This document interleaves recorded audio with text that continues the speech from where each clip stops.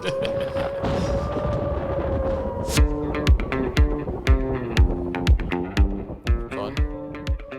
it recording? And welcome to Cage Chronicles, Confessions edition. Here with Courtney and Annie. Yes, that's right. Annie as well. So Courtney, No Mercy Martin, Annie, Body Snatcher, Thatcher. Again, two former world champions on the amateur scene, two pro boxers now, and two pro MMA fighters. How are we doing? Great. Excellent. Excited to be here. Better than all right. That's awesome. I'm going to take my headphones off now. 'Cause I don't want to be the only one wearing headphones and look like a loser. So what have you been up to today, Courtney? Other than sleeping? That's literally it. Got home from work at 8:30, slept till 3, got up, had breakfast, and now I'm here. For those you don't know, Courtney is the lady of the night. She works the Not night. a very successful one. You save people. She's a nurse. debatable. She's a were there nurse. any shark bites tonight? No, I had 5 elderly demented patients that didn't want to sleep, just wanted to party. Can relate. Did you put them to sleep? For the sake of my registration, I did not. Did not. Oh, nice. Have you ever had to use your MMA in the hospital? Once. Pretty much, we got amazing security staff. So She had the hip escape. She slipped in the hip escape. So what did you use it? When did you use it? Did a safety get up? Just after Technical stand up. Sorry, safety get up. I don't know why I said that. I've been calling it the wrong thing this whole time. Yeah, you know what you've always called it? Safety get up. I think I have been. No, Kev the other day says, what would he say? He was saying, he always called it a wizard. And he was teaching, and then this is what he said in the last podcast, and then Ren was like, what did you just call it? And he goes, a wizard. And she goes, it's a wizard. And he goes, I've been calling it a wizard the whole time. But like he said, no, it's not. And he told her to shut up. And afterwards he's like, oh no, she was totally right. That is hilarious. So what do you call it? Safety get up. A safety I suppose it is safety. Well, it means the same thing. Yeah. I don't know the names of anything. I call everything the wrong stuff. So for the next seminar with Annie Thatcher, she's going to be working on safety get-ups. Which is the same as a technical stand-up. Yeah. Maybe it's called something. That's what I call it. Maybe, I don't know if that is. Is that what you call it? No, it sounds right now. You've said it. Yeah. I think it's a I'm technical never going sound. to be able to call it a technical stand again. Safety get-up, yeah. So you did you saying you did sparring today, yeah? Yes. And you had a really awesome sparring session today. No, it was fine. It wasn't bad. Yeah. It just wasn't great. You know, when you leave some days and you're like, I am so powerful. And then today I kind of left being like, I feel average. But Sometimes you're the hammer, sometimes you're the spanner. that's what they say. Oh, no, that's it. The nail. Yep. That's right. Yeah. Oh, man. Yeah. But anyway, what's your story about using self-defense in the hospital? Oh, well, so Before basically, we I don't get paid enough to put myself in any type of danger. So we've got amazing security staff. So I'll be like, all right, if you want to leave when you're not allowed to leave or get aggressive when you've got no right to be aggressive, I'm just going to stand back. But if one of my colleagues is putting themselves in a dangerous situation or in like, I don't know, a situation that I can see escalating, I would definitely step in. And I had one of my favourite psych liaison nurses was about to get steamrolled by a patient, and it was one of those moments where, like, you know, you got that T-junction of corridors and you're seeing it happen in front of you. So I just sprinted and like double-legged her and took her down to the ground. It sounds amazing, but she was only about 45 kilos. So Okay. Still. that's the only Impressive. time, only ever time. Yeah. Have you ever used it? In public, Yes. Well, in public and in a fight, obviously, but I was getting really peeved off at a guy at a bar once who was just harassing me and my he friends. kept saying no. Yeah. Shut up. No, he was like just hanging off me and my friends being really inappropriate. And I like chicken winged his arm behind his back and took him to security and said, get rid of him. Yeah. And then just come back. But other than That's that. pretty cool. Yeah. I think the thing with like jiu-jitsu part of MMA is like you can control stuff and not really hurt anyone. Yeah. And just like sort them out. Yeah. Whereas like with the striking aspect, Oh, no. you're gonna smash someone, you know. No. Yeah, I haven't been. I think I'm too friendly to get in. All the street fights I had were like back in my Trelgan days. Oh yeah, yeah. You know, before I started training. Well, how old were you when you started training? Almost 23. 23. Wow. Is that how old are you now? 24. Yeah, you've done a lot in a year. Plus a few years. No, I'm 30. 30 now. Right. Oh, right. It's 24. So you've only been doing it 6 years. Yeah, 6 or 7 years. Yeah. That's not a long time, is it? No, it's wild. How old are you? 21. And you're 39 now. What are you? what are you again? 30.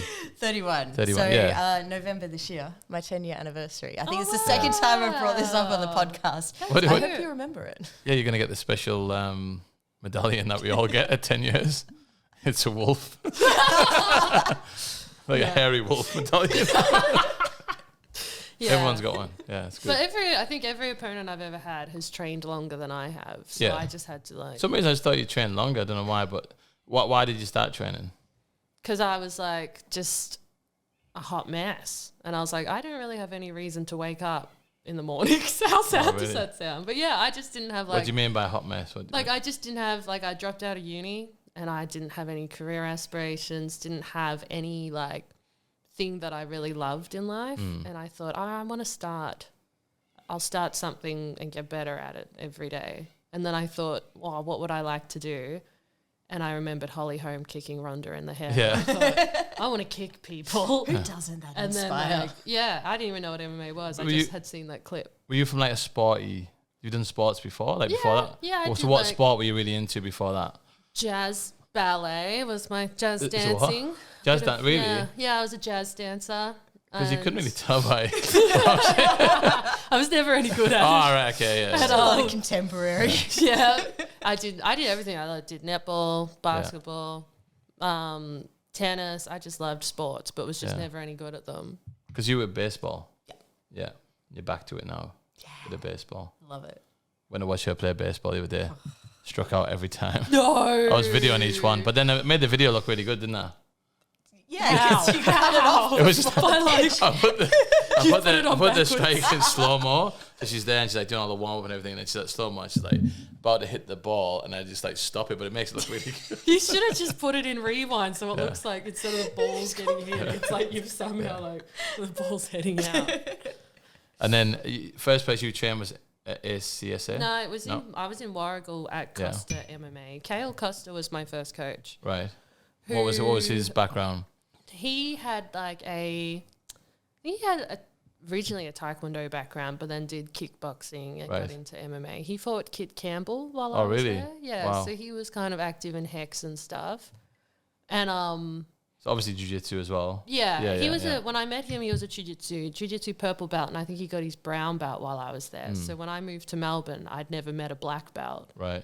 And I thought they were like this elusive, non-existent thing. And Dennis was a black belt. And Yeah. I was like, wow, Yeah. like this man's a black belt. And then when he taught, I was like, he's so amazing. Like everything makes so much sense. Like, because it's just the difference between belts is huge. Yes. He'd been black belt for a long time. And Yeah. I was like, man, the way he tells me how to do things, it makes so much more sense. No Yeah. offense to Kale. He was, No, but he was yeah, more yeah. of a striker. Striker, yeah. And yeah, but that's why I started training. I was just a sad. But you kind started of- training to fight. No, just like to do We something. just said I seen Holly Holm kick someone in Yeah, the head. no, I just wanted to get good at kicking people. Right, okay. Just okay, for okay. fun. Just in general. All right, fair Just enough. to, Yeah, like, yeah. Just to Just work. a special skill. So what point did you think, oh, I want to get in a fight? And did you want to fight MMA?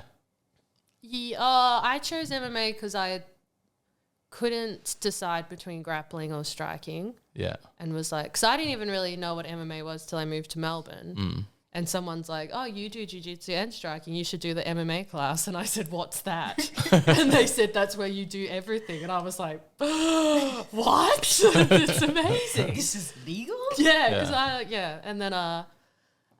and then when I had never considered competing, and Dennis and Phil held fight team tryouts. And I thought, well, why can't I? Yeah. And asked them, can I try? Yeah.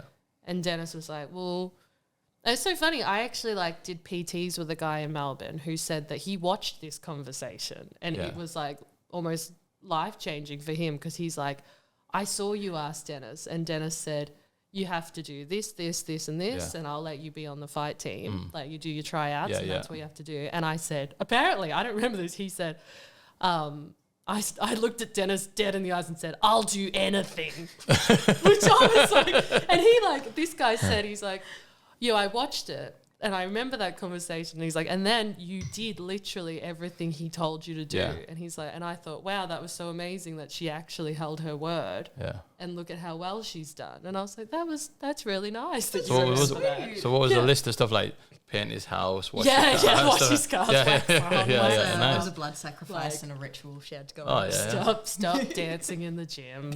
Never happened. But I think that seems to be like a lot of people come to my gym and they go, I want to join up the gym.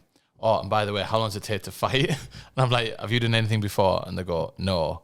And those are the ones that really never make it to fighting. But the ones who like, say like Courtney, she did the women's kickboxing and she does a bit of jiu-jitsu and then she's like, one day I think I quite fancy fighting. And the same for you, like you start training and then you go, I think I want to fight. You know, it's a natural progression. Yeah. I see more people like that fighting than ones who I definitely want to fight from the right at the beginning. You know what I mean? Do you just stop like believing people? Like if they come out and they go straight to you like within the first year and they're like, I want to fight. That is my goal. Do you just like all of a sudden you like switch off and you're like, this is never going to happen? No, because some of them do, but then a lot of them come in and they go, oh yeah, so what's your classes?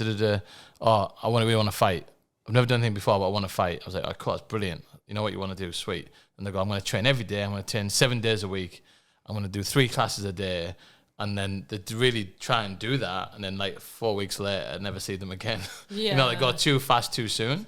Where some of them come in and they go, oh, I'm going to do a bit of boxing, I know a bit of boxing, I know a bit of jiu-jitsu.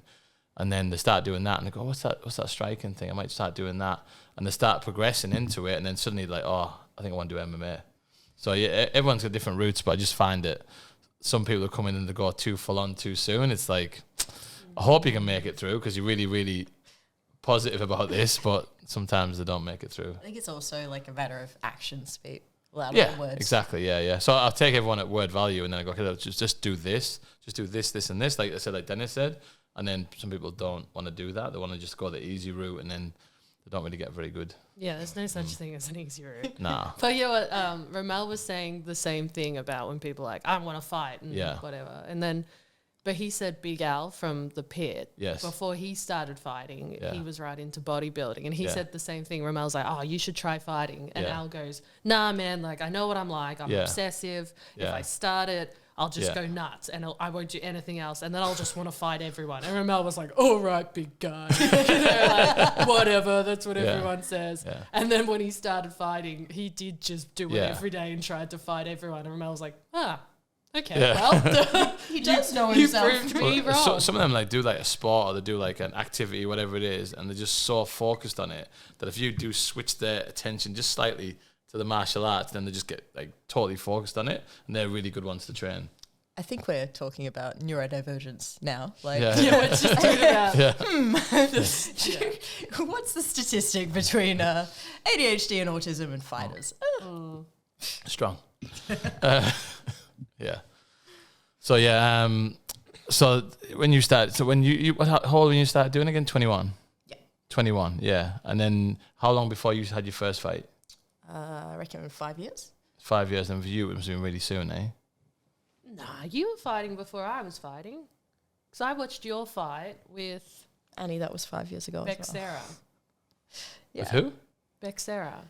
But that wasn't your first. That wasn't your first fight. Oh, was it? Sarah, Rebecca was your yeah, first one. my Yeah, first yeah, one. yeah.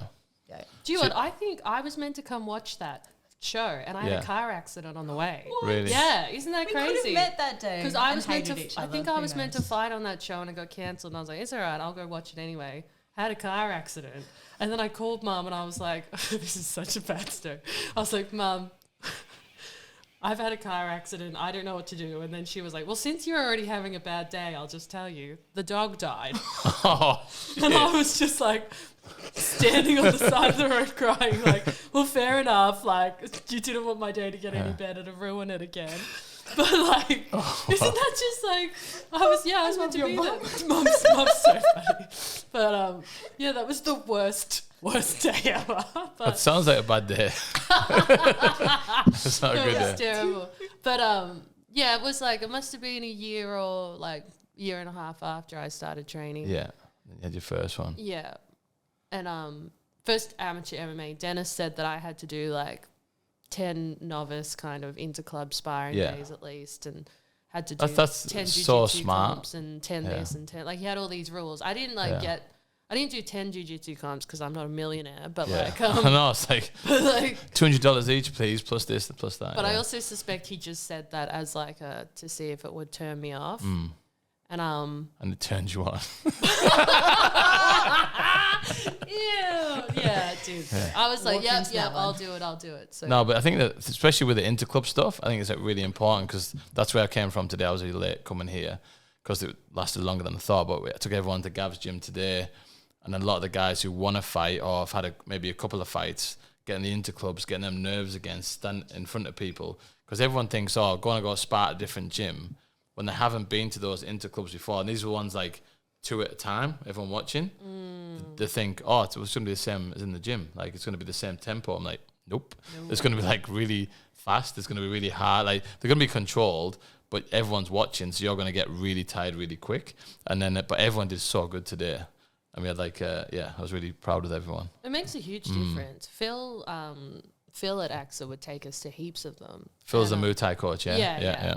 And like, he would actually say after each fight, what did I tell you between rounds? What do you remember of the fight? Tell me what happened. And you wouldn't remember because you'd be so hyped up. And then it just made me so conscious of being mentally present in every fight. And now when I fight, it's like I remember every thought I had, everything I hear, everything people said. What, straight afterwards? Yeah. That's pretty good then. Yeah. That means you're pretty much in that flow state and you're just pretty relaxed when you're in there. Because, I mean, a lot of my fights, I could not tell you. The 5-round Muay Thai fights and stuff like that, especially, I'll be like, come back to the corner, what is it, round 3? And they'll be like, no, it's round 5.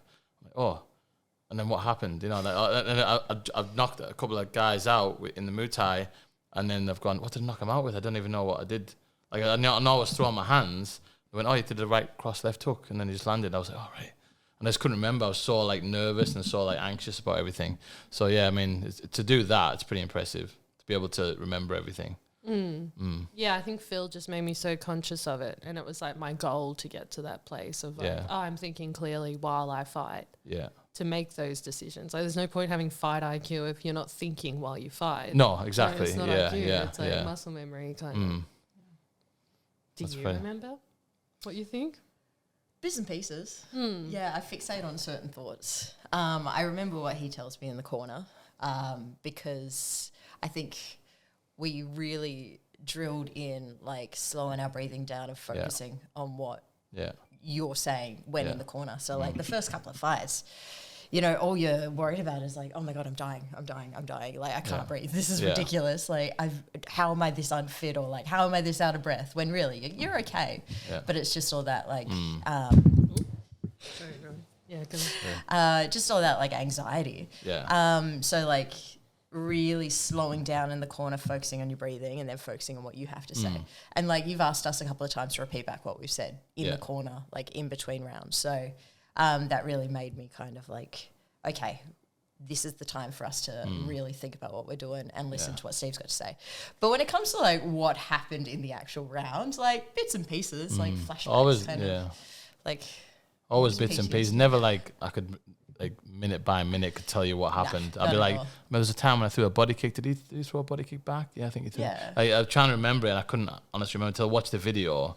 Then you get a false memory of watching the video going, I do remember it. I was like, well, I didn't really until I watched the video, you know? Yeah, in my boxing fight, the commentary, they see me look at the screen and they're like, so they say something about like, oh, she must be tired. She's looking at how much time's left. And I was like, no, I had just noticed. I just remember seeing myself on the screen being like, oh, there's me. Like, it was just, I'm pretty good. I was like, oh, that's me up there. Just being like, forget, because I was just not even thinking it was being broadcasted. I was just like, oh. There's some weird thoughts that just go through your head in fights. You'll be like in the middle of like a really big exchange and just something will pop into your head and you'll be like, where did that come from? Yeah. Oh my God, okay. Weird. Anyway, moving on. Yeah. What's the weirdest thought you've had? Come on. In my the second pro boxing fight, I got through the first, like, we were on the no limits card. I was so excited. Say what I'm gonna do. Is that what you're gonna say? Maybe. Oh my God. I was so excited. I felt so good, like the most prepared I could be, and like, you know what? I'm having good rounds. I'm enjoying myself. I'm having fun out there. Yeah. And I get back into the corner. I'm like, oh, my stomach's not feeling good. And then like halfway through, I'm like, Steve, I think I need to take a shit. And then we look up and there's a big boom mic right over my face. She goes to me. She's in the corner and she says something and I don't know what she says. I go, oh, what would you say? And there's this is the Tim Tazoo card. There's a camera here. There's a boom mic above me and the video in the corner and like what they're saying.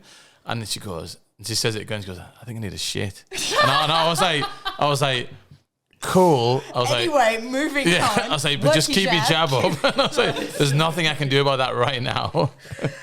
But she made it through. Didn't you? Made it through without having a shit. Wow. Yeah, we didn't have any accidents that day. No, I'd never felt like that in a fight before. I don't know what was going on. Like, I was just like, oh, this is weird.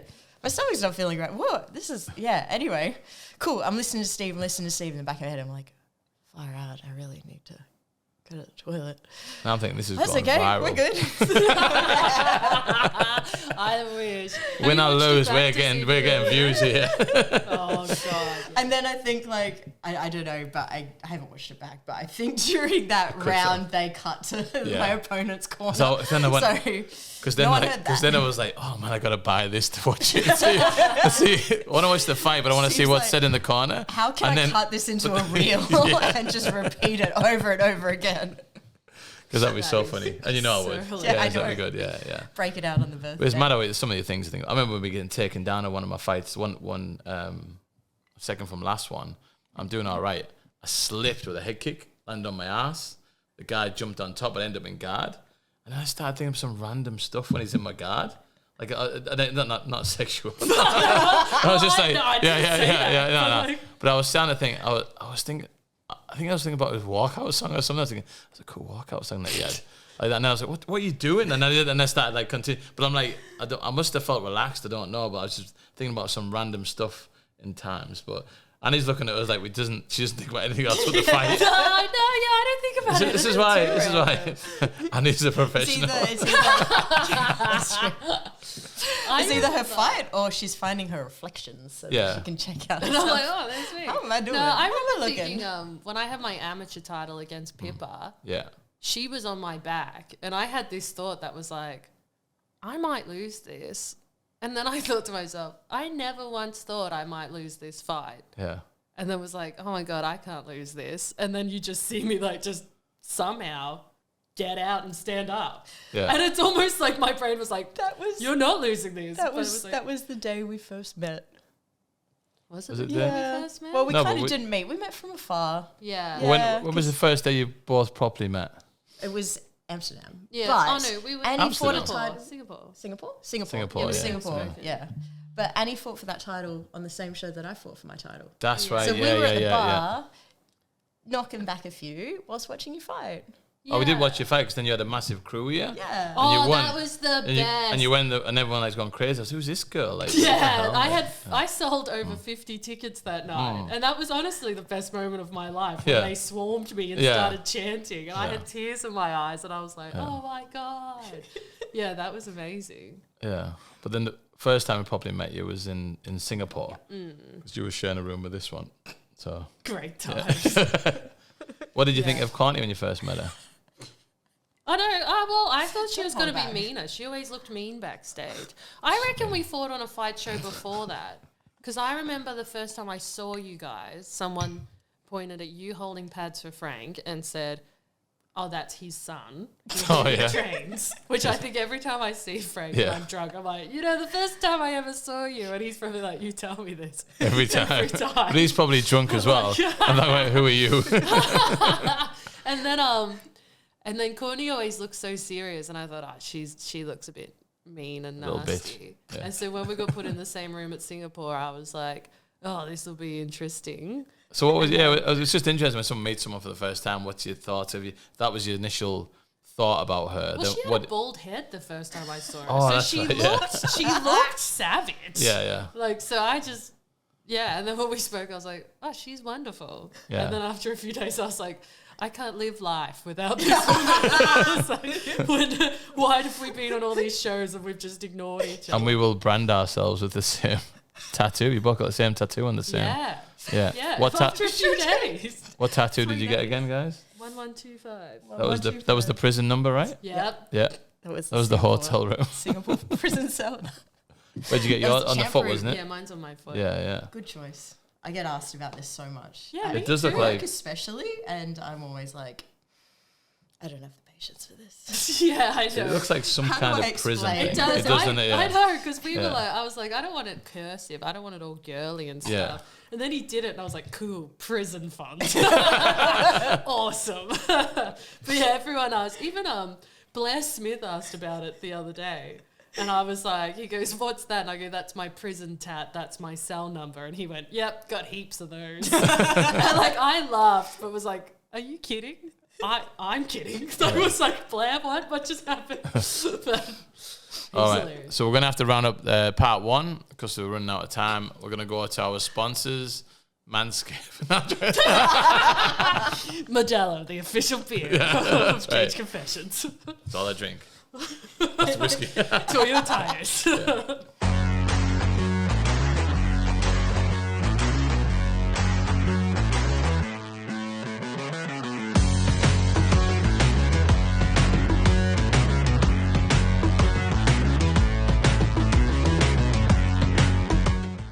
Already? Oh, back in again. Welcome back to part deux.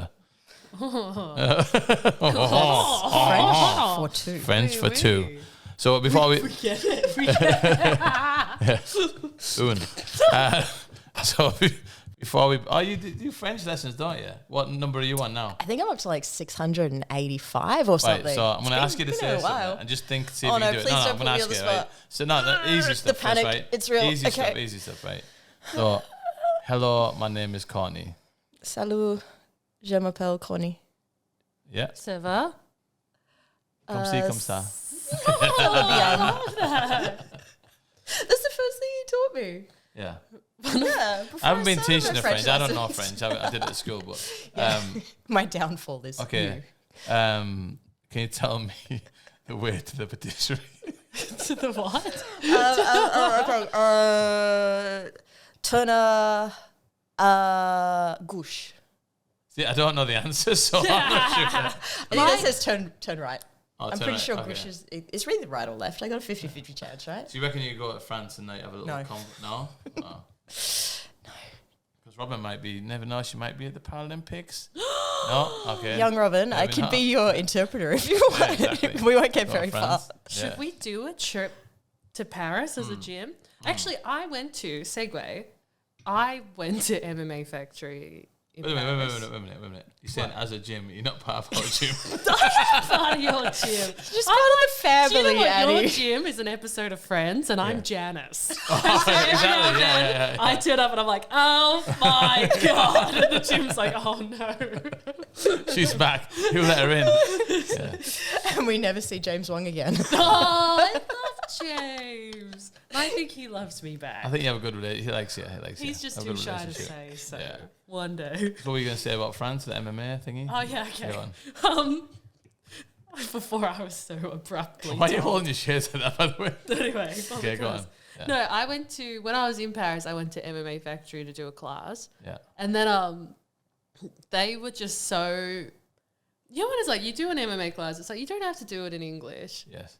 You can just demonstrate and I'll just get it. But they were so nice that like they kept, explaining it in French and then being like, okay, who speaks good enough English to tell the Australian girl? And I kept being like, I don't need this. I don't need this. And then one person would be like, okay, and then like explain it in English. I'm like, that's fine. And then eventually, because they didn't ask me about my experience when I started, they just thought I was a random traveler who's decided I'm going to try MMA today. Yeah. And then they stopped me halfway through the class and they're like, how long have you trained for? And I go, I don't know, a couple of years now. And they're like, why don't you have the cauliflower ear? And I was like, I don't know. My ears just I think it's the ear flexibility, isn't it? Yep. Is it? Is that what it is? Yeah. I've got a little bit here, but nothing like the guys who... Some guys do it 3 months and then the ears are like this, like closed up. Yeah, and then you have to commit. And then look at the twins. These are real flexible, like these, like fold them inside. Yours are pretty flexible, aren't they? You got there you go. Yeah, that explains. I think it goes. I think it's a genetic thing. And then and then at the end they like finish the class and they go, okay, so what did you think? And I go, what? And they all sat there wanting to know what I thought about the class, and I said all this stuff like, oh, you know, I really like this and I hadn't done this before and that was really good and blah, blah, blah. And then the guy translated it. And then one of the people listening went, he just said, I have no idea what that lady said. And I think he was joking, but if he wasn't, it was like hilarious. Like, I was like, oh, well, cool. When I was training in a few countries, when I trained like in Holland like quite a few times, they do the whole class in like Dutch. They're just doing the whole class. But like it's like Thailand, that you sort of like you're watching, and then because you got experience, you can like watch and then go, okay, that's what they want me to do and do this. But like, the coach there, like just shouting in my face, I'm not doing it right, but not in English. And I'm like, I'm not sure what you're saying. I quite enjoy it. Like it was like good. I felt under pressure. I will figure it out. I'll learn how to speak Dutch. Yeah, that's fun. Anyway. So I want to go back. I want to take you back. Back in time. So when you were in Singapore. Okay. And just tell us a little bit about your first meetings, first couple of weeks where you were competing, winning world championships, going out, doing things. Tell me some stories. I was there already, but tell me anyway. But a lot of stuff I wouldn't have seen. One of the stories I remember is us getting to know each other and then I went, do you like Boney M? And Courtney went, yeah, I do like Boney M. And you're laughing. And I'm like, what's funny? And you're like, that wasn't relevant to anything. But Boney I was laughing. Yeah, actually, all right. You were laughing. Was I there? And I was like, Boney M's always relevant. Yeah. And then Boney M just kept being brought up in conversation. I tried to buy you Boney M tickets for your birthday, but they sold out within a day. Are they coming over? Yeah, I'm June. So happy. How? Two dates, both sold out. But I think the funniest thing is when we talked about Boney M at Satay by the Bay, and Dennis had like this really specific description, like, oh, is that German pop band from the 70s that were all siblings and like did this, and this, and I was like, oh wow, yes, he's a Boney M. Yes, it is. Yeah, I was like, oh wow, okay, learned something new today. I think my happiest moment when I was in Singapore was you guys got the room together. I was like, who the hell am I going to be stuck with? And then I was like, I'm going to be stuck with someone. And then they go, oh, there's a room. You got to share with Steve Ersic. And I was like, oh, Steve seems fine. I don't just met him. And then he goes, oh, actually, we've got a hotel on where I'm staying with my dad. So I had this massive 2-story room to myself. Remember it? And it was like so good. Yeah. I don't think I ever saw Yeah, it. so there's like a downstairs seat area. Visualization session in his room.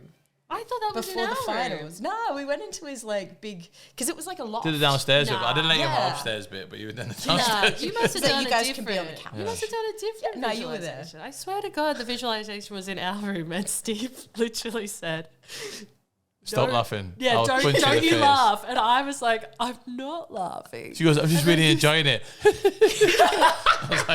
I was like, you better shut your mouth and stop smirking.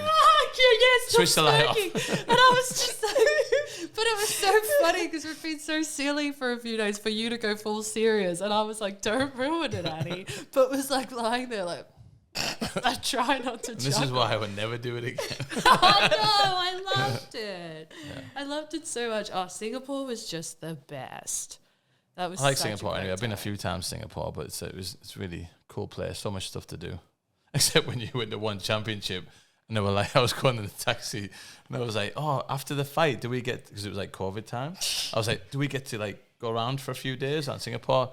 And then the guy in the taxi was like, you see out the taxi window? that's all you see in Singapore. And I was like, oh.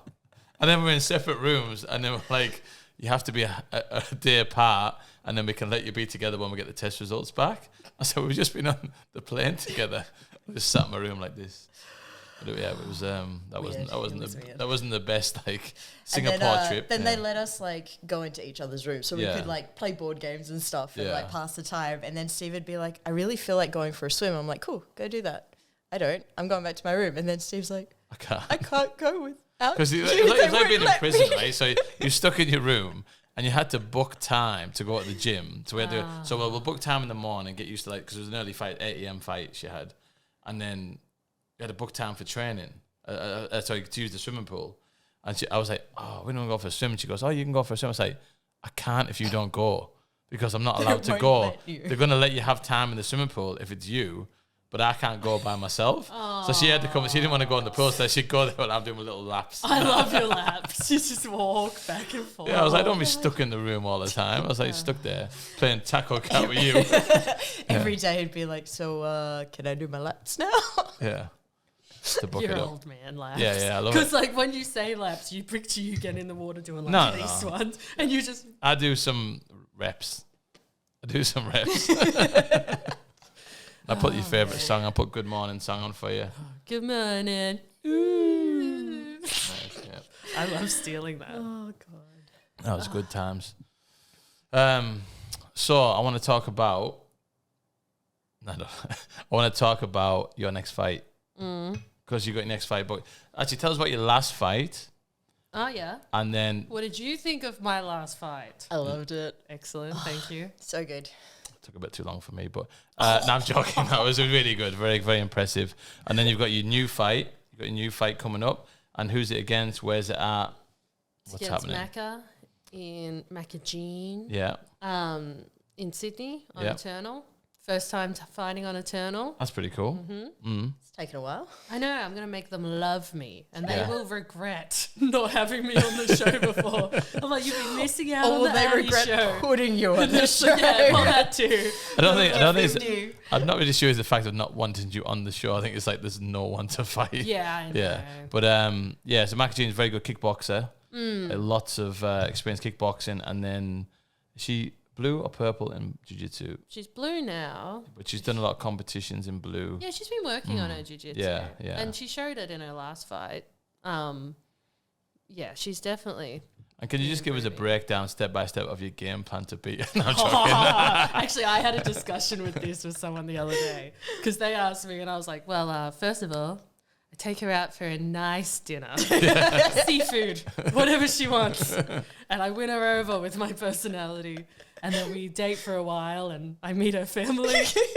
And everyone, they get on board and they're like, wow, look how in love these two are. And even her homophobic uncles, they're like, you know what? I was wrong this whole time because they're meant to be together. It's a solid plan. Solid plan. I suggest we buy a house and we move in together, and years later, I propose. She's got tears in her eyes. She's like, yes, and hands out her hand for the ring. Armbar. And I'm like, this seems like... here, folks. First, she's got to win by an armbar. A good... 10 to 15 years' time. 10 15 years. This seems like a good plan. I think the fight's a bit too soon to get all that in, I would say. You'd be surprised how fast I was. Oh, really?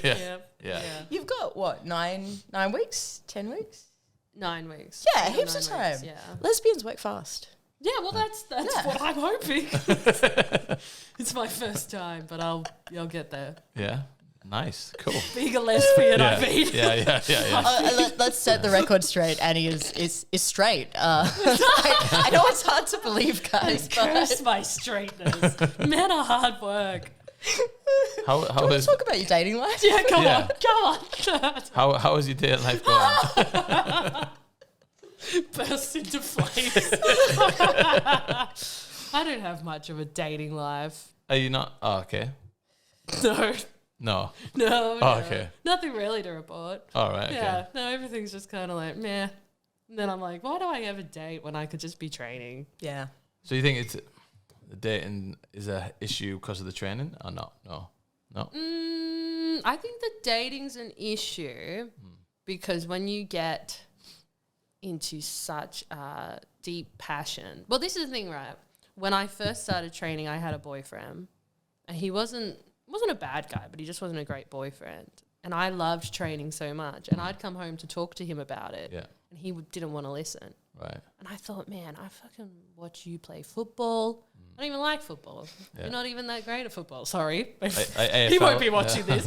But I was like, you're not even great at football. It's a sport I don't care about, but I listen to it. I go there. I support you. You won't even listen to what I learned in jiu-jitsu today.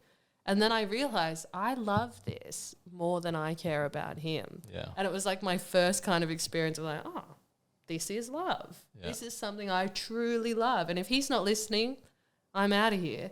And then I think it's just been like that niche passion, that niche love. It's kind of like almost hard to connect with other people because you're on a bit of a different wavelength of like you're not only looking for a significant other, you're looking for someone else who understands what passion is and they're just as passionate about something dating else. Fighters is hard. So Fighters it's like two fighters dating. You can't date another fighter. No. So then what does that leave you? But then if you date a man who doesn't fight, you're like, they're like totally emasculated by it too. So you're just like, I don't know. But would it work with someone who's passionate about another sport, who's like an athlete in another sport, do you think? Or do you think, I think the time would be hard with training, working, and then trying to like be together? What do you reckon? No, I think that would work. I recently dated a guy who was like really into music, and that was amazing. That's why I was asking. I didn't want to say, are you still with him?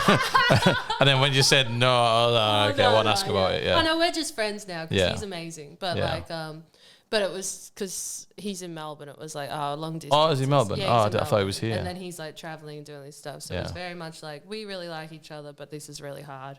And we've both got things going on. So we'll just. Do you think it was because of the music video you did? I think it's probably a lot of things. Oh, He cut the music video in. No. Young Robin. And so listen to this music video and then go ahead. Can do that. Little Robin, bring it up. This is my dating advice is if a guy has a music video, don't make your own version of it. Thinking it's funny. No, he loved it. He loved it. He did actually. What if he took one of your last fights and then replicated that fight? Oh my God. Would you like that? Oh my God. I think I'd be a little bit upset. I think I'd appreciate the effort. I would actually. If you just did it like a cuddly toy or something. But we had a great time because it was like him and I both had a passion that could resonate with each other, but was different. You could teach each other stuff, and that was the best. And so, like, I think when you're really into something, like super passionate about something, it's it takes over a lot, doesn't it? It's just so much fun to like look forward to talking to them because they're going to tell you something like. I think they're the best people to talk about. Like, I don't care if your passion is like stamp collecting. If you're passionate about it, I want to sit down and talk to you about it. Why'd you look at me with stamp collecting? Do you stamp collect? You give off that vibe. That's all I'm saying. You shut your mouth. If you want to talk about it, I'm here. Like, I'll listen. I'm not going to talk about it now. I'm not a stamp collector. No, just like when you've got a passion about something, you're more like interesting and engaging, and it's like easier to relate. It's the best kind of person. I don't care what it is, but you're just like. But I think like with like say MMA, martial arts, whatever, like you get someone who's a guy or a girl, you get two kinds of people when you talk to them about it. You go, oh, I do MMA, and they go, oh, really? That sounds really cool. Or you do MMA, and they go, all right, okay, and they couldn't be further from interested, you know. Well, I thought like being a nurse, so I tried to not bring the fact that I'm a fighter into my nursing career because you get so many people in the medical field that are very judgmental about it. Like you're putting yourself in dangerous situations on purpose, like for fun. You're hurting people, you're getting hurt. Like that, I've always thought like a lot of like my colleagues would be like, we can't condone that. Like, why would you do that? That's not right. Yeah. So many of them love it. 100%. So many of them love it. Like if I have a Perth fight, I reckon most of my sales go to like my colleagues because they're all like, yeah, when's your next fight? Awesome. I want to come watch. Like, let's go do it. I'm like, are you guys okay? The most random people like fighting. Those are the most random people. Like I get the old women talking to me about it and going, oh, what's UFC? One champion. There's that real enough random shows. Like they go, I was watching PFL. Like, and I was like, how the hell do you know about PFL? Because obviously everyone knows UFC. But like to be something like that, I was like, I don't even watch PFL. I only know a few of them, you know. So Yeah, it's I crazy. haven't told my new job about my fighting yet. I Oh, thought you had a big black eye the other day. I had like concealer on it, and then once I put my fringe down and had my glasses on, people Your go, fringe was over your eye. I look like Grog. Look like Sia. No, it's like they sits there, and like then I put all this makeup on and stuff. And if people notice, they didn't say anything. Yeah. But yeah, I haven't really spoken about my new job except with my like direct main boss. Yeah. And then like each week at my work, people have to do a presentation about themselves. Yeah. Because it's a brand new team, it's like one person has to tell everyone about their personal life. And each Yeah. week it's like, this is my kid, this is the house we bought, Yeah. I play golf. And it's all just very like innocent Yeah. and kind. And I'm like, I'm going to have to lie about my personal life. Because I've all just put like warning graphic content and it's me just like blood. I don't know, those hot cross buns you baked a couple of weeks ago. Like, Yeah, they that's were great cute. show and tell worthy material. Yeah. Yeah, I'll have to just tone it down or Yeah. just go all out and be like, What heavy did metal your boss music. say?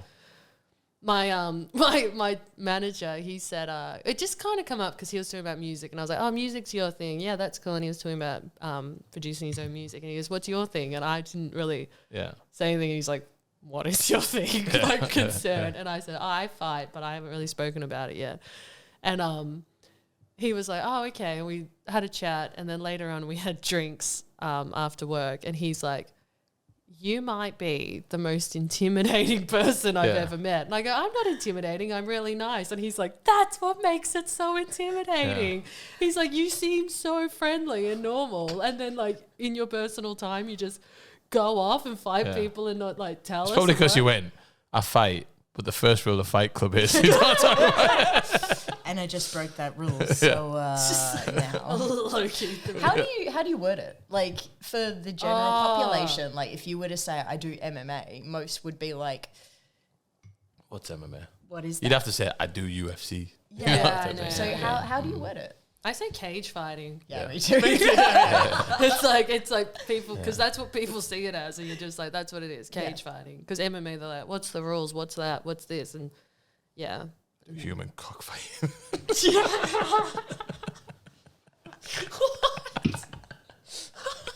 Are you calling me a human cockfighter? Because it fits. Yeah. Not a successful one. Sorry. It's 50-50. Anyway, cut that one. I need to fan myself down. What we like for time, little Robin. Maybe we'll take a little break and then come back for another. Okay, have a little break and we'll come back for the questions. We have questions.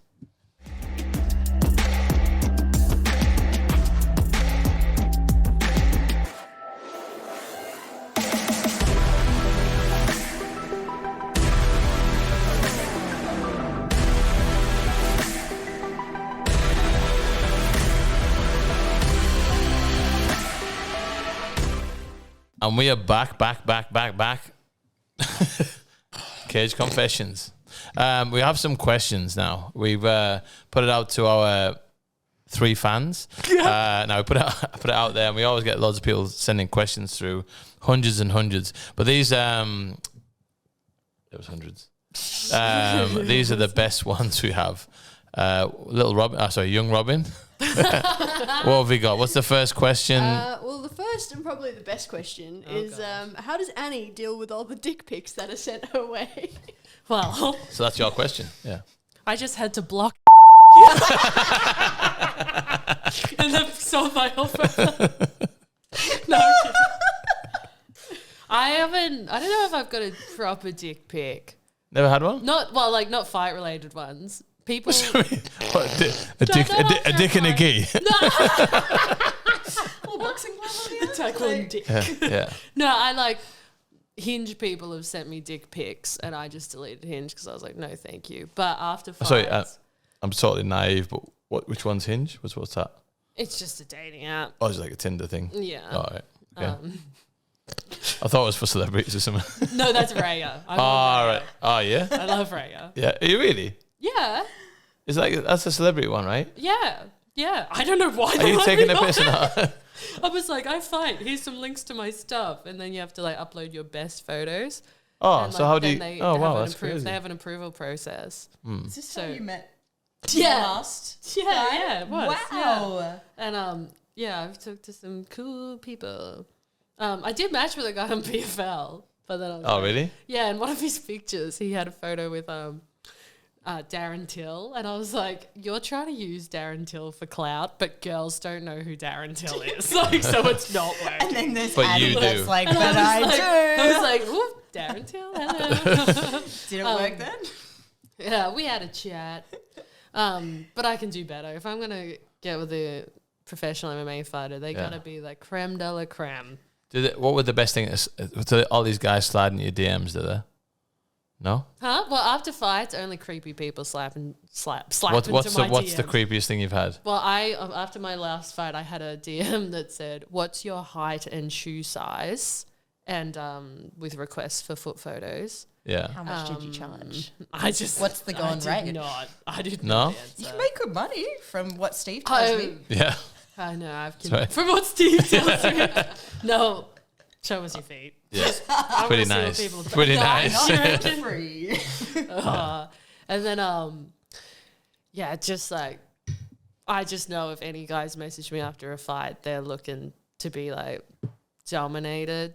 I was thinking, all right. It's like it's like full fetish stuff, and I just don't acknowledge them. It's Right. not great. But yeah, so dick pics. If you're interested.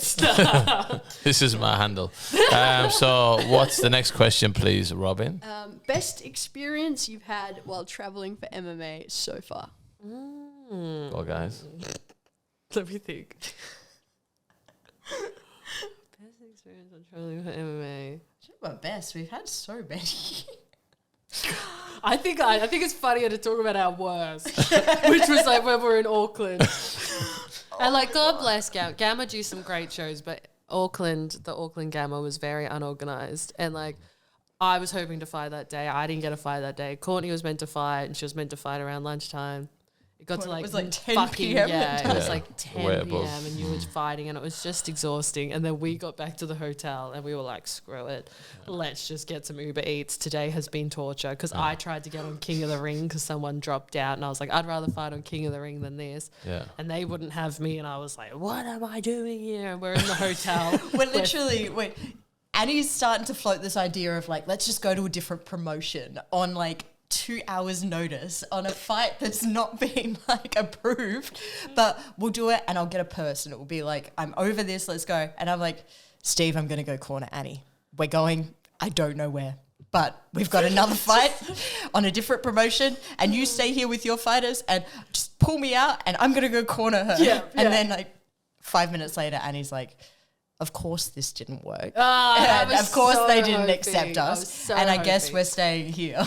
Because like Macca was meant to do a mixed rules fight on King of the Ring, and the girl pulled out, Yeah. and then like Macca had weighed in, and I was like, I've weighed in the past day. I'm on weight. I'll do it. Yeah. I'll get there. I'm calling the promotion. I called Dennis, Phil, Ramel, hoping someone would tell me it was a bad Yeah. idea. No one answered, and I was like, well, no one's answered. I'm And gonna then she's fight on got this me show. that's like, let's do Yeah, and it. Courtney's like, I'll fucking leave this place to corner you. And I was like, excellent. And I was sitting over this whole fight, and then they want to let me fight on the show. Lame. I was like, And yeah, I can wrap your hands. We can YouTube this at the same time. Yeah, Got this. You're a nurse. You can Easy wrap work, stuff. rapping. And then, yeah, and it was just such a pain in the ass day. And then we got back to the hotel, and we were like, screw it, we'll just get some Uber Eats and eat our feelings. And then the Uber Eats driver stole our food. So did mine as well. I couldn't get the pizza. I finished the whole day. It was the longest day of my life. And I ran back. Oldham was fighting. I thought, let's run back to the hotel. So I ran back to the hotel, watch Oldham fight. Oldham won in the first round. I was like, that's brilliant. Let's order a pizza. And then I never got my pizza. I was so Ordered hungry. This, like, amazing like Mexican feast. We had like That's right. chiquitos, we had burritos, we had tacos. I think I'd ordered like $150 worth of food for just Yeah. the two of us. Yeah. Because I was like, this day has been shit. We need to do something. And then the Uber Eats guy took a photo of her on the porch and then left with it. Oh, I wow, went so he out turned up. a minute Yeah. later and it wasn't there. And then I rang him like 17 times. Eventually he answered and he's like, it's on the porch. I'm like, no, it's not. You stole my food. It was so and I started funny. crying. I was like, can you bring it back? They're like, she was gone for And so he's long. like, it's there. It's there. I'm like, you stole it though. Didn't believe me. I got my money back. Yeah. But That was So like, what- could have been the best Mexican food of my life. I don't know. It's one of those moments that it was so funny because Yeah. it was so bad. Yeah. Like, such a shit. So what was your best experience? So traveling for fighting, Where have you fought? Which countries? Name and bam. Go. only Singapore and New Zealand. Easy question then. My Which only- is your best job? Well, like, yeah. No, Singapore was the Yeah. best. Yeah. That was cool though, because it was like I'd met you guys, and then Yeah. Ramel was there, and I'd known Ramel for a long time with Yeah. Dennis, Yeah. and that's Dennis's best friend, and I'd Yeah. met Quillen first. So it was Yeah. kind of like Everyone I just there. was like, oh my god, I got all my best friends in this one place. Yeah. This is really cool. Yeah. So I loved that. I just Amazing. imagine it like Step Brothers, just like, did we just become best friends? Exactly what happened. It was more me just being like, yes. And Annie being like, yes. Shall we make bunk beds? Oh, I wish. I just want to sleep. I know. I think the first time I met you, like I was laying on the bed, like come in, and then you just marched in the room, and then you were like, "Hey, I'm Annie," and I was like, "Oh, how's it going?" I give you a hug, and you went, "Oh, you're a hugger," and I was like, "What?" I was like, "This weirdo, you're such a weirdo." I remember Courtney. She had that war with She-Hulk. She-Hulk. And like, That's the best name ever. To be yeah, fair. I know. I can't. Yeah. I'm so sorry. I forgot her first name. But like, Lanisha. Lanisha. Yeah. And that Shout fight, out, that Lanisha. fight was like the fight of the tournament. It was so hectic. And later that night, I was like, "Are we drinking? Are we going out? What are we doing?" I was running in and out of the hotel room like, yeah. And Courtney just was eventually went, "I have a very bad headache, and I just need to go to bed." And I was like, "Oh, really?" Like me, you just like, not had a fight like that. I was like, I guess I'll just have to come out by myself. I've never been hit as hard as that. Yeah, in she my hit hard. life. And I I'm was so sore. and I'm so obnoxious. I was like, "What? A headache? You want to have like a 3-round championship war today? What's the problem? Let's go."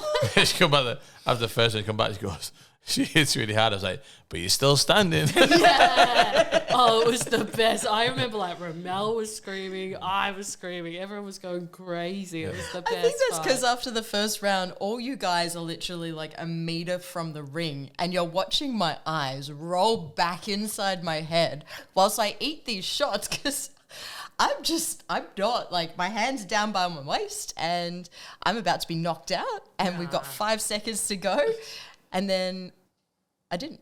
Yeah, well, she was trying to crawl out of the ring to escape. Yeah, no, I was That like, was so. "Don't stand her back up." Yeah, what the Yeah. hell? Yeah, that was a good trip. It was a good trip. That was such a great. And it was good to watch one championship now because I'd never been again to one championship, but that was a pretty good, such a good atmosphere. I thought Yeah. one championship to watch. Yeah, I Yeah. loved that. Well, it was like right before COVID, so it was at the peak of like their like Yeah, continuation to what they are now. yeah. So the stadium was Yeah. full. It It was was- packed, and we got like these bracelets, and it was like a little mini rave, and then like Because you got the contract, like, what's he called? Chowdhury. yeah. Yeah. Said, "Oh, the main guy from the one championship, I want to speak to you." And I was like, "Can I come?" So I walked down, and then obviously you had to go by yourself, and I'm like stood meters away from the ring, and I'm like, "That's Vita Belford. That's so and so." There's all these like fighters on the front, and I'm watching the fight like right there. It was like the best fight. But So, they, yeah. they took me down to the front, and Chatri was like doing Chowdhury, sorry, his what did I say? thing because he's Chowdhury. like Oh, no. the Yeah. promoter and important. And they're like, "You can sit here," and it's like on a row of empty chairs right ringside. I'm like, can I go back and sit with my friends? Like, I don't know who Chatri is, and I don't know any of these people. And Steve's there like picking all these fighters that are surrounding me, and I'm just oblivious because I don't know these people. I just want to go back and Do you remember that trip? We were like, imagine we met Misha Tate, and then we were training, Yeah. and like Misha She's Tate was training. watching us, and I said to you, "Oh my god, is that Misha Tate?" And you were like, "I can't tell. I don't have my glasses on." And I was like, "I'm pretty sure it is." And we're trying to look really good just to like impress her. She was like, so I was like, "I'll get a photo." So I went over and started chatting to her. I said, "Can you get a photo with us?" She came over, and Courtney's like, Yeah, My photo with Misha Tate is like looks like the most excited child in the world. I don't do well like- when I meet like I don't know, not Oh, like celebrity. Angela Lee, you nearly yourself. Yeah, I'm we just were like dying over I'm her. just gonna move into the background and hide. Like when you brought Lanchana over, and I'd literally just finished watching that season of The Ultimate Fighter because I was obsessed, and I'm like, You couldn't talk properly. it seems I like brought her I'll in. introduce I'm you. chatting Come to talk him, to taking her. the I'm like, piss and stuff, and then she's going, and I was like, what's wrong? You having a stroke? But you know what's even better is because I haven't watched my UFC knowledge is like 2017 on, so I Onwards, don't know yeah. who people are, Yeah, or I yeah. hardly like. So it's even funnier when you meet someone you should know who they Yeah. are, and you're like, yeah. And I actually can't think of his name right now. I met someone when I was in America. GSP. Yeah, his name was George Xavier. No, I met someone, and I remember saying hello to him and be like, oh, what a dick. And then went to the UFC. Who was it? Oh fuck, what was his name? He had like a war with Cowboy Cerrone not too long ago, A war. like a real war. Like Oh, they right. had a real. And then they were He's like, had so many fights. It's the worst person to be. nah, it There's was like one of the more 40 recent fights ones. you've seen. Oh, where's my? Oh, Can my you pull it phone's up there, over little Robin? Yeah, pull up Cowboy Cerrone. Cowboy Because he Cerrone. was, I met him at our gym, and I like was like, hey, how are ya? Which gym? Oh, At when I was Is in he- California. Okay, at, sorry. CSW, and then Eric was like, Paulson's how are gym. ya? Yeah. yeah. And then thought he was really rude, and I was like, I hate that guy. And then I was at the UFC the next day, and they put him on the screen with his name, and I was like, oh, I hate that guy. Was I meant to know who that is?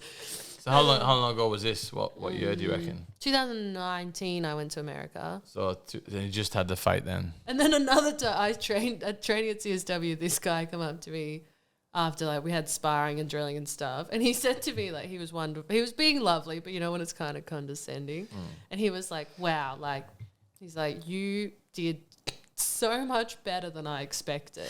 And he was like, "That was like really great, like you know He's like that, yeah. Like gave me all these compliments. Like that was really impressive. I did like not expect much from you, but that was like really remarkable. And I was like, what a dick.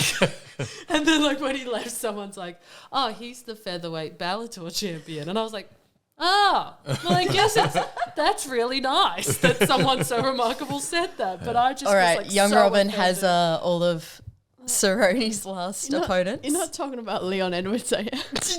Yeah, Is no, it really? he's a white dude. He's a white American guy. That doesn't narrow it. Was it 2000 and what? This is when he had the fight in that same year? No, it wasn't that same. That's just like the Oh, most this is recent afterwards. fight I can Oh, think of recent. his. He fought Conor McGregor. But See, we didn't know who that was. Fair assessment. Yeah. That wasn't a war. It was the first round. Who did he have a war with? Was that the shoulder thing?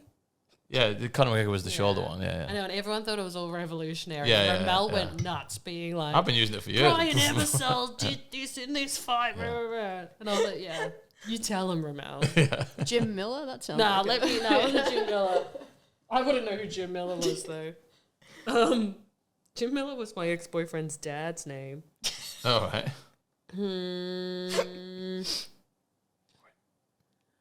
Found it. Was it Cowboy Cerrone? Was it him? The whole time. Why does it not say like? Oh, hang on. Oh, there's the name. It gives you a list of all. It should have a list of all the fights. Nico Price. It was Nico Price. Oh, the one is that the one that does all the flips and everything? No, it's not. Oh, it says no contest.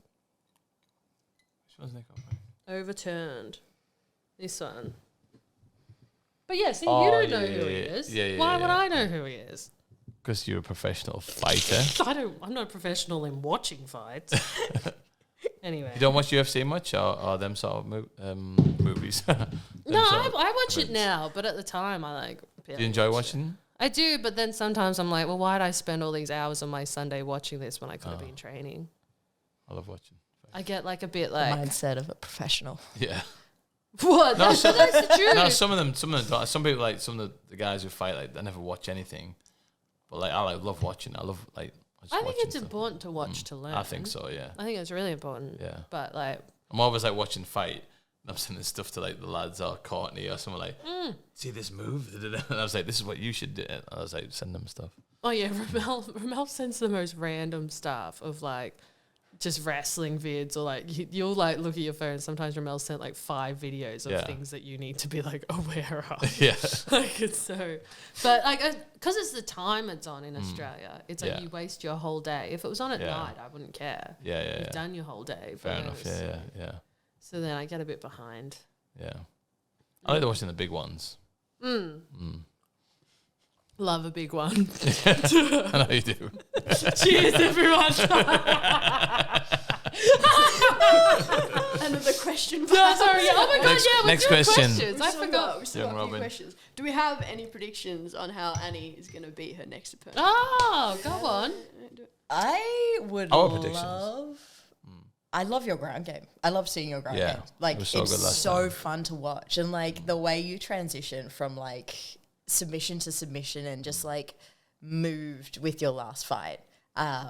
Watching you on the ground is really fun. So I'd love for you to take to the ground. But I would have to concur. I don't know what your game plan... I concur. We do know a game agreed. plan, and it's very lengthy. But... Yeah. Oh, no, I think you'd be good. If I could choose, I would love to see you. Good striking. Actually, once I said to Annie, I said, Oh my gosh. your kickboxing style. I was trying to be a compliment. I was like, it's like Dominic Cruz. Yeah, but the thing is, it's like, people say that to me all the time. Yeah, because you're like moving around like this.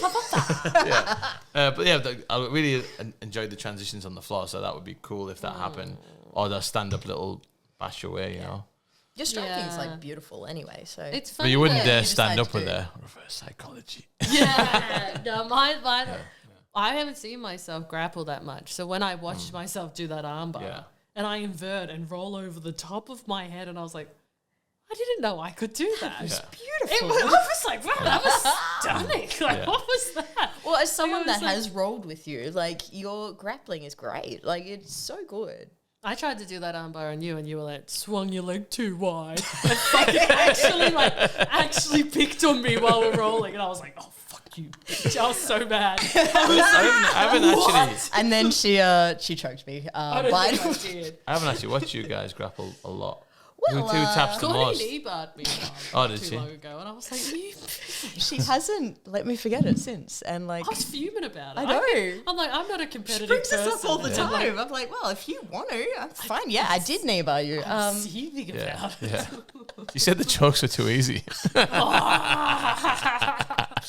Oh man. Yeah. But you know what? I am offended that not the knee part, but like that I feel like everyone keeps saying to me, "Oh, Mac is a great fight for you, and I'm like, have I not shown that I am a force to be reckoned with? You're not Like, saying are that people- but they're saying it's a great fight for you. oh no, they're like, she's a great name for you to beat. She's this, she's that, and I'm like, I feel like I don't know. You're a great I name. feel like I'm the name. Like Yeah. surely I'm the one who's proved myself Yeah. more. 100%. In a way. Like What's I'm kind of like what's her pro record?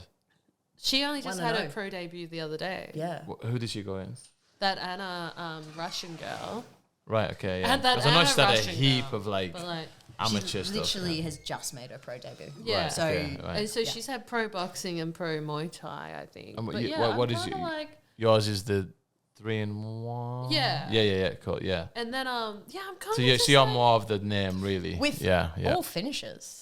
All finishes. yeah, Yeah. all first round finishes my 100%. wins are. So I'm Yeah. kind of like, why is everyone acting like I'm the one who's got to beat her? Like it's a big deal. And I'm gonna like, play devil's should be the advocate. big I deal. 100% think you're the bigger deal. You're so much the bigger deal, but I think it's just because it's so hard to find women I think that I'm just that like, no matter like what I people do, have seen her amateur career and they're like, hey, this is cool. And he can fight her now because she's like the same weight. I just feel Because like we've struggled for so Well, long. what to weight are find you your doing, by fight. the way? we're doing bantamweight. Bantam. Yeah. I don't doubt she's good. I'm not taking anything away from her, but I just feel like no matter what I do, no one seems to think I'm remarkable. And I'm like, what do I have to do? What do you think you're And, like, remarkable You know, at? and then everyone's like, oh, people talk about Cody and Quillen because they've got a name for themselves and not enough people know who you are. And I'm like, but why not? Like, But I think what maybe do I have to once do? you're on like, I mean, obviously been on different promotions, Eternal maybe then they might see more of it. I mean, you're well known in the circles of MMA. I think so. There's people who know about it, but you know, who knows the other guys either? You know, like if they're outside that circle, I think, you know, how many more fights are going to be on the international circuit? I think national circuit before she goes international. International. Is that what you mean? No, international.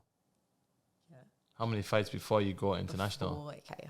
Yeah. Don't try and tell me how to talk. Anyway. Yeah. But yeah, that's what grinds my gears a little bit. I'm like, why does no one seem to think I'm scary? Is it just because I'm like a generic wooing white girl that I'm like not throwing off the scary image? All 100% finish rate, first round finish rate is pretty good. Maybe you just need to shave your head like. Yeah, I know. I think she just needs to wear the flowers all the time. Like, Yeah, why are people scared of me? I don't understand. Anyway, Exactly. next question. Next little There's a question. few Robert. more questions, but maybe just one to wrap it up because we've been going for a while. What's next for Courtney No Mercy Martin? Anything? What's next? What's next? What's next, boss? No, what's next? You tell me what you want to do next. What's next? I just want to fight people. Yeah. And that's it. Because I got an offer from Bare Knuckle, which was... I didn't really... I would add Don't let my girlfriend see this part. I'm only saying that for Michaela's. fuck it out. I'm just gonna throw it out there. It to was your see girlfriend you that asked again, this question. No, bare knuckle is when I'm ready to retire. Yeah. I only said it 'cause 100% Michaela bare said knuckle if you get do me bare on your knuckle. fight show. But when I'm ready to call it quits. Yeah. Why Yeah. not? Call it Imagine quits you on your versus career Paige or with Van Michaela. Zandt, bare knuckle. Yeah. Maybe Oh my both. god, that would be No, amazing. we're trying to get MMA fight at the moment, so we're just working on that. Just trying to get on a promotion. Yeah. So last time you guys saw me, I was 0-2. Now I'm 0-3. That makes things a bit trickier. Yeah. But A little bit, but I mean, someone's going to fight. There should be more girls coming through from that amateur coming into the pros, and they should be able to take that fight. And there should be other girls who want to take that fight. I'm not you that know? scary. No, No, I they're don't. not like, scary at all. You You got are flowers scary. on. You Yeah. are. You need body. Shit record. Just fight me. Come on. Yeah. It's yeah, pretty. Yeah, I'm it's just trying to hard get. It's believe, just but hard in general it's for like- females in Australia to get Yeah. matches. Not in amateurs so much. It's still hard, It's but getting better. pros is bloody hard. I mean, you guys must know Oh, how I many didn't give up for pullouts 2 years. pullouts have you guys had? Do you want to see me Oh, cry tonight? No, I'm saying I'm just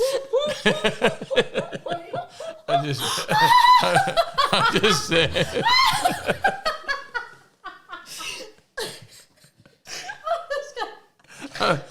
It's the question. It's just a question. That Yeah. question was directed at you. It was over to both of you. Yeah. Oh my god. Just keep talking because I've lost. What's next for me? I don't really know just yet. But Yeah, we're just- still training and working. Training, trying to get a matchup, trying to get females to fight you in Australia or wherever we need to travel to. Any promoters out there will fight anyone. Like, just don't pull out. Yeah. Don't pull out. No pullouts. not just before the end of the fight. Yeah. So I've lost it. yeah. Young Robin. Can we manage one more But or if not? Michaela didn't We find can out, would you squeeze a fight bare quick one knuckle? in. 100%. Squeeze a quick one in. We Let's can go. find out. Go to the streets. No, I'm full into this bare knuckle idea, to be honest. I'm on board. I can't wait to that part of the journey. It's good. Why not? I'm already in contact. Michaela, you heard nothing. yeah. Just joking. Not really. Actually, yeah, maybe wrap it up. I'll wrap it up. Yeah, Ah. Are there any other weird questions? There's one. How do you come back from being rocked in a fight? Okay, You what? so You've both been I was rocked gonna in a say- fight? Dennis used to make me look at the ceiling and spin with my hand. No. in the air. No, then, not like- fake rocked. No, proper rocked. but like this is what he'd make me do. So then I would have to spin and spin and spin, and then like until he said stop, and then I'd have to fight. Yeah, yeah. Like I was It's drunk. a drill. Yeah. And so then like I think that just is, yeah, that's just how it's got me used. Have you to been it. rocked I'm in a like- fight? I got drugged by Sarah very briefly. She was. But did it strong. rock you? Would you say it rocked you? Yeah, big time. Yeah. Yeah. And then I just like tried to grapple and stuff. But then I lost, so it didn't go great. What do you reckon? Okay. Well, look, so I definitely got rocked in my fight with She-Hulk in that first round. That was the most head trauma I've taken in my life. But luckily timing worked out that I was able to go back into my corner and like regroup for that like break and come back stronger. However, in my last fight, in the second round, Amina hit me hard with a jab. I think it was just wrong timing. I've kind of like moved into it as she's like jabbed me, and that was like a pretty quick flash knockdown. But I was able to like come back up, grab the single leg, and start working from there. But Actually, yeah, I remember that moment. yeah, I remember that. That was that hurt. I think that's the closest I've been to. I think when you get really rocked, it knocked. doesn't really hurt. Just like, just where like, it's am I? like Yeah. Everything's like gone. Everything goes black for a second, and then you come back to it, and it was like, Yeah. well, Yeah. I'm on the ground. We better start doing Yeah. something. You guys haven't been like Knocked out, knocked out, and that's not pleasant. No. No. I've been flatlined, and it's not good. And you just wake up and you don't know where you are. I didn't even remember getting in the ring. As we talked about the last podcast, but like I got once knocked out, and I don't remember any of it. I just remember being backstage and the doctor with the light in my eye, my brother saying, going panicking. And I was like, well, when am I fighting? I didn't remember getting into fight. Well, I So, remember. yeah. But I had the craziest weight cut. Like it was the worst weight cut I've ever had. And I think that's why I'm always like worried about guys like hydrating again, you know? So Yeah, well, I remember Ryan Witherington's knockout. Yes, yeah. That was rough because we were backstage it afterwards. wasn't a knockout. And You just beat Quillen. Yeah. That was a fight. He beat Quillen, but he got hit on the last second. On the buzzer. And he got rocked. Quillen, like, rocked him hard. And he rocked him, but he got back to like straight away. It was like a flash knockdown, got back to your feet. But he's backstage and he's just kept repeating the same thing over and over again. And you were like, I need to go sort something out. Courtney, you're in charge of him. And he just like, I had to go to the Ryan just doctor turned just to on me make and he's sure. like, hey, when am I fighting? What way. have I fought? yeah. What happened? It's the What- craziest thing and it when was you get like knocked every out. 10 seconds it was repeating. I was just like, Because you lose that short-term memory, but like his was a flash on. But if you get like knocked out, you don't remember 5, 10, 15 minutes before. So you're like thinking, well, I haven't been in the ring. What are you talking about? Then you watch the video and you're like, oh no, Yeah. it's was not the rough, best. yeah. Yeah. That's not the scary, best. actually. But hopefully it never happens to either of you. So Well, that's good. the follow-up question to that is, how do you come back from an injury or hard loss and its effects on the mind? well, speaking of someone that's had quite a few hard losses in a row Only had 3. for the boxing fight boxer. before Oh, that. yeah. Anyway, you just keep on keeping on. I don't know. Like, I've been pretty lucky that I haven't had too many like really bad injuries that I've had to super rehab and like get treatment for. Little niggles like here and there. Just say the end. Edit. Wow. Wow. We got Little niggles in camp here and there are expected, but like I haven't had too many injuries. But coming back from like hard losses, it sucks. Like it is. It's pretty hard, rough but to like I keep don't know any going, of the but- sport where it's the same. It's not. Again, if you played tennis, played football, you played whatever. Like you had a few losses. It's not like the end of the world. Like, but when it's a fight, it's like someone's gonna be like so happy, someone's gonna be so sad, and it's like such a big thing. It doesn't matter if you win by having had the best fight in my life. It was amazing. I still lost. Yeah. You know what I mean? Like it is what it is, and then you got to like get your head around it and just like go, oh, this is what I like doing. I enjoy doing, and I know I'm good. I just got to keep pushing forward, I think. Yeah, I noticed that at XFC that we were all warming up in the same kind of room with a divider, and I thought, oh my god, every couple of minutes 2 people leave, and 2 people come back, and Yeah. one's sad and one's happy, and I thought, God, that's just so. It's so brutal. Especially like, because I mean, like, again, I got knocked out once, but like I see the guys, and I always think about the other guy. So you get these guys and have this amazing knockout. Someone's flatlined, someone's up on the cage, like, whoa, it's the best thing ever. And you see it, and it's like, I just feel for the other guy, because then he's going to wake up and go, what just happened to me? And I trained hard as I could. Everything went right, and just so happened the wrong timing. I got clipped, or he got the right timing, whatever. I think it's just such a brutal sport. But that's why it's such a crazy cool sport as well, you know. But I always feel for the other guy. I think those lows are so bad, but it makes those highs like Yeah. so worth it. Yeah, 100%. That you keep chasing it, like, Yeah. or else why would you keep doing it? Yeah. Exactly. If someone's got the skill level and they've got the ability, again, like yourself, like you're very, very, very good, but you just happen to have those 3 fights in a row where you're fighting one championship against the weight. But it's not excuses. The second fight you fight against, it was a pound for pound, supposed to be the best girl in the country when I thought you won. And then the third one, it was probably one of the best girls in the country. It just all happens, and it's all to do with different factors as well. You've been out the cage for so long. Doesn't mean like you wouldn't have got beaten if you'd been out the cage for just like 2 months or whatever. But it all makes factors into why it makes harder and harder for those fights. And because there's not a big pool of girls, it's just so much easier for guys. There's such a big pool of guys to choose from. You know what I mean? You go, I don't want to go against him, but I'll go against him. That you can choose. Whereas the girls, it's like, please just give me somebody. You know? And it's funny, like, I thought, I like Lisa. Lisa and I get along really well. Yeah. But I thought you beat Lisa. And then, like, Lisa's decision with Amina was very, very close. A lot of people thought Amina won. That shows how good Amina is as well, you know? Yeah, so, then your fight with Amina was very, very close. Like, it wasn't like it was like, whoa, Amina flogged her. It was very close. So it's kind of like, in a way, in that triangle of all the girls who were phenomenally good, it's like it was all such close decisions that it's like Lisa's, it's almost like she was the lucky one to just edge it. Yeah. And like then be like so many steps ahead in the game. Yeah. When all of them are amazing. Yeah. Like another much night, as good another as each day. other, yeah. How's it going to work out, you know? It was just like, it's not like she's light years ahead, but like on records it looks like that's she what I'm saying, is, but the records are so brutal. You know what I mean? Like isn't like it's win or But loss. does that make it better? So if you were to lose by a decision, would you prefer to lose so closely that you're like, any other day this could have been my day? Or would you prefer to just outright lose? No, I'd rather And be like, I was the worst fighter. Like, they're the better fighter, obviously. Let me go to work. I'd rather a close one. Why would you want not a close one? I don't know. To throw a spanner in the works, Courtney's actually right, sort of, because there is a statistic from the Olympics that found that the person that came third is often happier than the person that came second.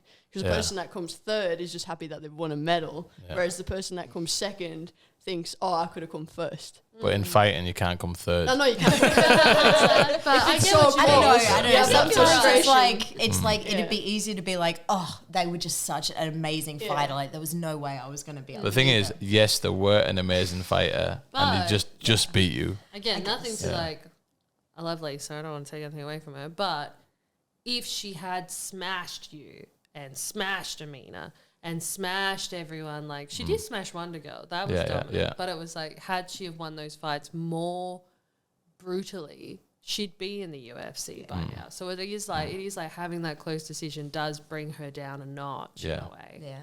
And and I think that's what they're waiting for, is for her to get like a really Couple of good brutal finish stoppages or against something, someone yeah. who's like very, very good. And But I it's guess like going back to the question, it is hard to come back from losses. Like it plays with your head. It like works on your insecurities, makes your doubts even bigger. So then when you come to your next fight, like if you'd come off a win, you've got that like confidence. You've got that, I can do this again. Let's go. Whereas you come off a loss, it's like everything eats away at you a little bit. So mentally it is hard to come off a loss, but if you love the sport and you want to continue, you just keep going. I was terrified of losing because I hadn't lost in so long. I'd never lost a novice, amateur or whatever fight. Then when I lost to Sarah, I was like, I actually didn't think, that didn't feel as bad as I think like, it's going to be worse than it is. It was like crippling. The fear of losing was way worse than losing, because I was like, I'm actually fine. And everyone who loves me still loves me, and I can just get on with it.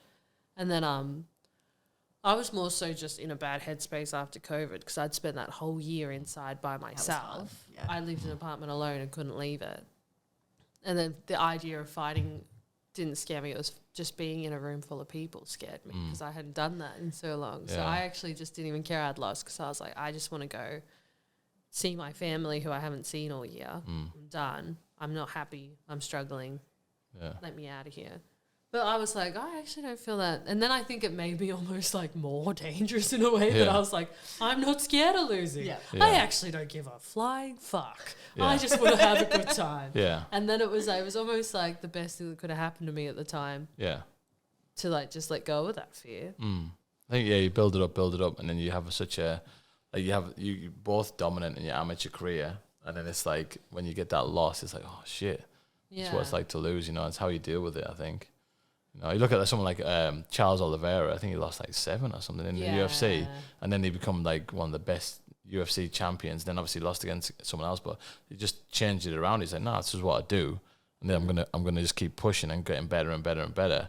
And sometimes you need that losses to get so good, you know. Yeah, same with Jack Dalla. I think Brandon Moreno had the same start to his pro career. I think, and I think Quillen. I always say to people, I don't think Quillen would be the same fighter if he hadn't lost his pro debut. Yeah, as hard as that was, I remember watching it online, and I just saw how heartbroken he was, and I cried because I was like, oh my god, I knew how much that meant to him, and you could see it how hard it was. Yeah, but then I think he changed as a person to be like, I really need to work on this, and this, and then like have better game plans for fights, and he's so remarkable now. I actually think that loss actually made him and just go on like a tear, you know. Yeah, I think he's unstoppable. Yeah, no, I think he's a monster. The guy is like the what is calling it? Is it is it Thai guy who wins one championship? He's like this really big level name, but we had Nush over, and he was like one of the trainers when he was younger. And he goes, he had his first 10 fights. He lost his first 10 fights. And Nush went to his like family, was like, I don't know if this is for him. And he goes, no, he really wants to do it. And then just went on a tear. And now he's like multiple world champion. So, I mean, it's just like sticking with it. I think that's what it's just learning. Everyone learns at different ranges and different, learns at different speeds. And then suddenly you just get it. And that's it. You're done, you know? So... That's cool. All right, we'll cut it off there on that morbid one. Sad note. So obviously we're gonna get Courtney a fight very, very soon.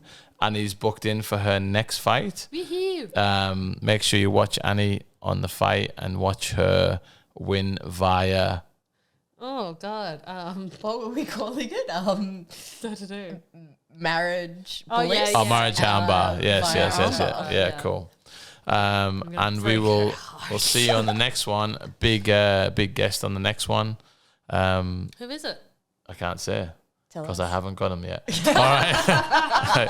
We'll say bye for now. See you later. Bye for now.